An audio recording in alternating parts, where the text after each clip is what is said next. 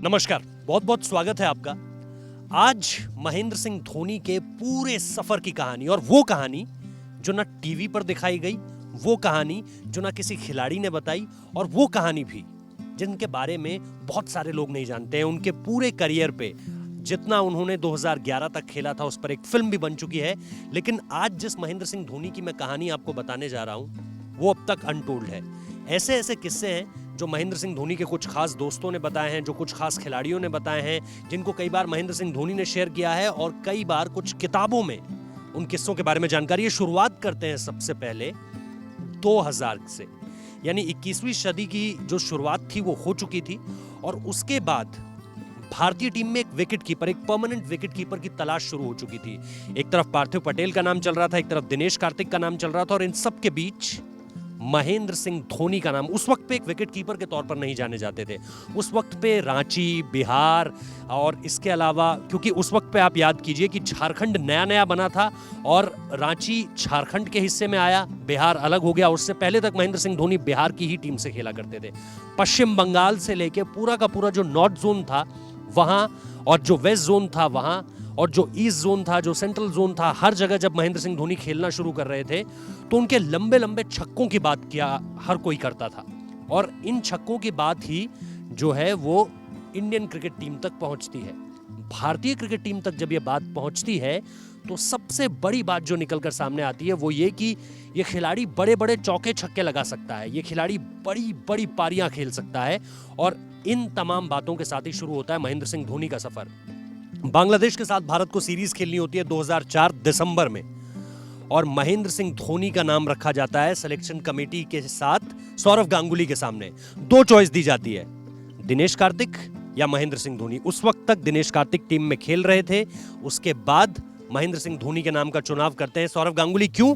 क्योंकि 8 ओवर में इंडिया ए के साथ महेंद्र सिंह धोनी रनों की बौछार लगा चुके होते हैं, और यह दौरा होता है जिम्बाब्वे का। वहां से आते हैं तो रन उनके पास होते हैं, वहां से आते हैं तो उनकी कीपिंग तकनीक उनके साथ होती है, और अल्टीमेटली जो है सौरव गांगुली बांग्लादेश दौरे के लिए महेंद्र सिंह धोनी का नाम ले लेते हैं। और यहां से शुरू होता है एक ऐसा सफर जिसकी पहली पारी में वो रन आउट हो गए थे। ये देखिए कितना अजीब संयोग है कि जो आखिरी पारी थी महेंद्र सिंह धोनी के करियर की, यानी 10 जुलाई 2019 को जो उन्होंने पारी खेल दी थी न्यूजीलैंड के अगेंस्ट 2019 वर्ल्ड कप के सेमीफाइनल में, वहां पर भी वो रन आउट ही हुए, और जो उनकी पहली पारी थी उसमें भी वो रन आउट हुए। लेकिन शुरुआत चिटगांव से हुई थी, शुरुआत बांग्लादेश से हुई थी। खत्म कहां हुई? Old Trafford, Manchester old Trafford में हुई, और 2019 के वर्ल्ड कप में हुई। अब जो शुरुआत हुई थी उसमें सबसे बड़ी बात यह थी कि महेंद्र सिंह धोनी को जो है वो अपना लोहा मनवाना था। एक कहानी और निकलकर सामने आती है, और ये कहानी आप लोगों में से बहुत सारे लोग नहीं जानते हैं। ये वो कहानी है जब सौरव गांगुली ने यह तय किया कि महेंद्र सिंह धोनी जो खिलाड़ी है वो खेलेगा तो 6-7वें नंबर पर ही, लेकिन इस खिलाड़ी को कॉन्फिडेंस देने के लिए, दुनिया को बताने के लिए कि ये खिलाड़ी कितना बड़ा है, मुझे इस खिलाड़ी को ऊपर मौका देना चाहिए। वाइजैग यानी विशाखापट्टनम, जिसे वाइजैग कहते हैं, वहां की ये बात है। और महेंद्र सिंह धोनी बहुत असमंजस में थे क्योंकि उनके बल्ले से रन निकल नहीं रहे थे। 2-3 पारियां वो खेल चुके थे।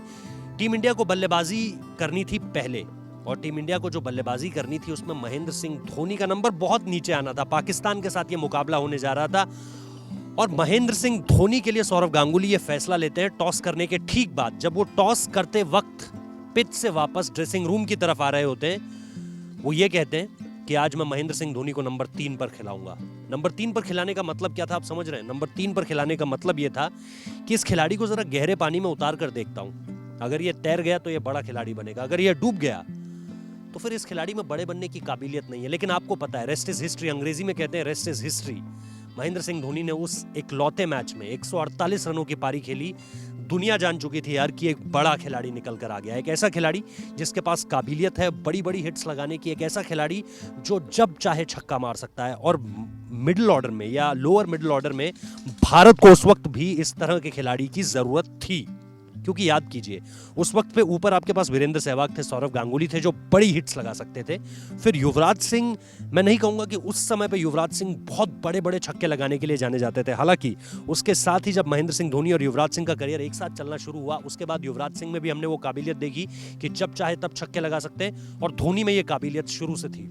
मुझे वो दौर भी याद आता है इस पारी के बाद जब भारतीय टीम पाकिस्तान के दौरे पर थी और पाकिस्तान के राष्ट्रपति जनरल परवेज मुशर्रफ ने महेंद्र सिंह धोनी के बालों को देखकर ये कहा था, उनके बालों को देखकर ये कहा उन्होंने कि बहुत सारे लोग तुम्हारे इन बालों के बारे में कहते होंगे, लेकिन मेरी राय मानना तो इन बालों को मत कटवाना। और उसके बाद तो जैसे वो स्टाइल आइकन बन गए, पूरे देश में उनके हेयर स्टाइल को कॉपी किया जाने लगा और सिर्फ भारत में ही नहीं, पाकिस्तान में भी इस तरह का चलन था। और वहां से फिर महेंद्र सिंह धोनी की एक फ्लैम्बॉयंट इमेज निकल कर आती है जिसमें देश का हर युवा उनकी तरह बनना चाहता था। तो ये कहानी 2004 में वनडे डेब्यू और उसके बाद 2005 में टेस्ट डेब्यू महेंद्र सिंह धोनी का होता है। और इस टेस्ट डेब्यू के बाद एक पारी ऐसी निकल कर आती है, ये वनडे की पारी होती है, जो भारतीय टीम को पहली बार ये बताती है कि यार 6 से ऊपर का भी अगर रन रेट है ना, आस्किंग रिक्वायर्ड रेट अगर 6 से ऊपर का भी है, तो आपके पास एक खिलाड़ी है जो इस टारगेट को अचीव कर सकता है। उसका नाम है महेंद्र सिंह धोनी। 183 श्रीलंका के अगेंस्ट। उस वक्त पे शायद किसी ने नहीं सोचा था और उस वक्त पे ये बात बहुत नई भी नहीं थी कि भारतीय टीम या दुनिया की कोई भी टीम 300 से ऊपर का टारगेट जो है वो कंसिस्टेंट बेसिस पे चेज कर रही हो। महेंद्र सिंह धोनी ने 183 रन की पारी एक बार फिर फर्स्ट डाउन आकर खेली और उसमें उन्होंने ये साफ तौर पर बता दिया था कि मेरे रहते हुए टीम हर तरह से जीत सकती है, हर तरह की स्थिति में जीत सकती है।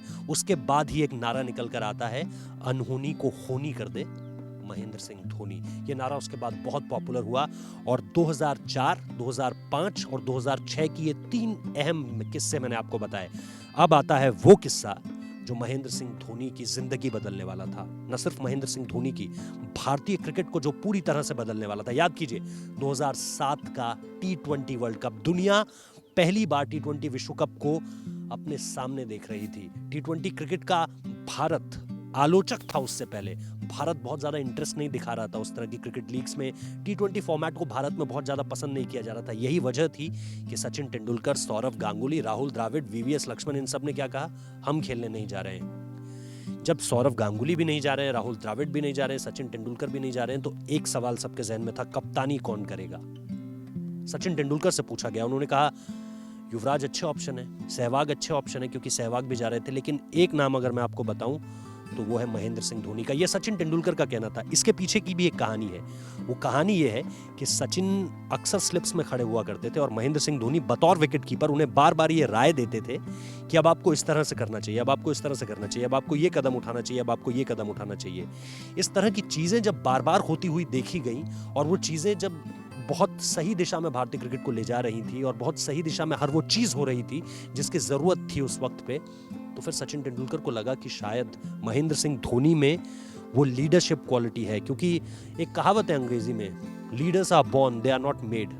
लीडर्स बनाए जाते हैं, जो बनकर आए वो लीडर नहीं होते, लीडर्स हमेशा बनकर आते हैं। 2007 में T20 विश्व कप भारतीय टीम जीतती है महेंद्र सिंह धोनी की कप्तानी में और उसके बाद पूरी की पूरी तस्वीर बदल जाती है। 2008 में महेंद्र सिंह धोनी वनडे टीम के कप्तान बनते हैं और उसके बाद फिर 2011 का विश्व कप भी है, 2013 की चैंपियंस ट्रॉफी भी है, IPL के बहुत सारे खिताब हैं। लेकिन ये ऐसे 3 किस्से मैंने आपको बताए जो शुरुआती दौर में महेंद्र सिंह धोनी की पूरी क्रिकेट की जिंदगी को बदलने वाले थे। आपको ये किस्से कैसे लगे हमें जरूर बताइए कमेंट बॉक्स में। साथ ही साथ आप कौन सा किस्सा और सुनना चाहते हैं महेंद्र सिंह धोनी से जुड़ा, ये भी बताइएगा। सब्सक्राइब करना मत भूलिए, नोटिफिकेशन बेल बजाना मत भूलिए और साथ ही साथ इसे शेयर जरूर कीजिए अगर आप एक ट्रू महेंद्र सिंह धोनी फैन है तो। बहुत बहुत शुक्रिया।